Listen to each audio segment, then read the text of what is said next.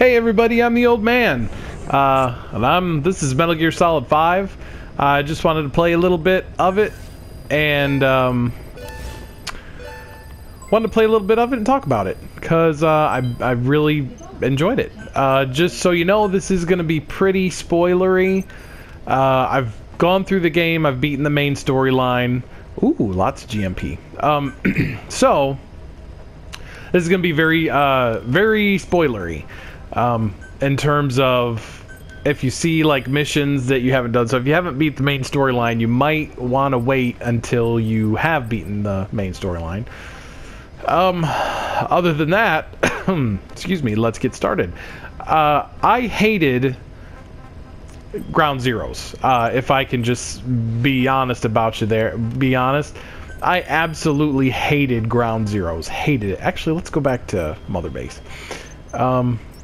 Hated Ground Zeroes. I hated, aside from the fact that it was just short, and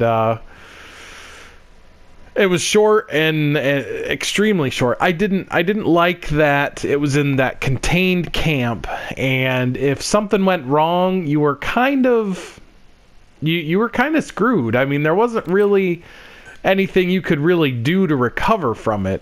So I didn't really look at it as a playground for the most part. I looked at it as more of, it was just very cumbersome. But this game I've actually really enjoyed, and I think because it's a little bit easier than Ground Zeroes, the open world kind of allows you to a lot more options in terms of escape. So if something goes south, you can just run away. You just run away, and at some point they will ooh, I could develop the wormhole. You could just run away and you know, kind of regroup and come back and try something different, and that's I really enjoyed that. I actually enjoyed the open world aspect a lot more than I thought I would. I also like that the open world is not icon hunting, because especially like in Ubisoft games, Assassin's Creed and the like, there's literally just you look at the giant world map and there's icons everywhere. Why am I kicking my own guys, you'll ask? I'll tell you in a minute. There's not a lot of icon hunting.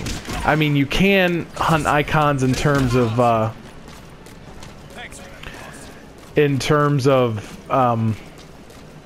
am I trying to say?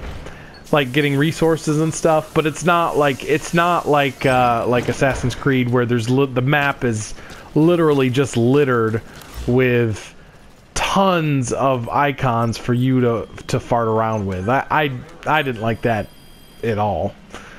So I'm glad that this isn't in this game, and I am going to go ahead and make the wormhole if I can. Yes, wormhole. Absolutely. And one of the best things about the other thing that I really absolutely love about this game is that it's kind of excuse me, it's pretty much Peace Walker 2, really. If you never played Peace Walker, it was on the PSP. And aside from the open world, it's really Peace Walker 2 in terms of things being delivered to you in mission structure, having limited things you can carry to the battlefield, and of course building Mother Base, which is absolutely addicting. And my favorite part of both this game and that game was building Mother Base. This is the base that I'm on right now. You Fulton guys, you attach a balloon to guys, and it goes back to your base like you did in Peace Walker, and it builds up your base so you can develop all sorts of different things. And that is so much fun. And you can customize this base to a certain extent, and hey, what's that down there? Is that a blueprint? The reason why I was beating up my guys is because they actually want you to do that. They'll ask you sometimes, hey, you have a mock battle, and then if you fight them, you can actually increase their skills a little bit. So that is cool.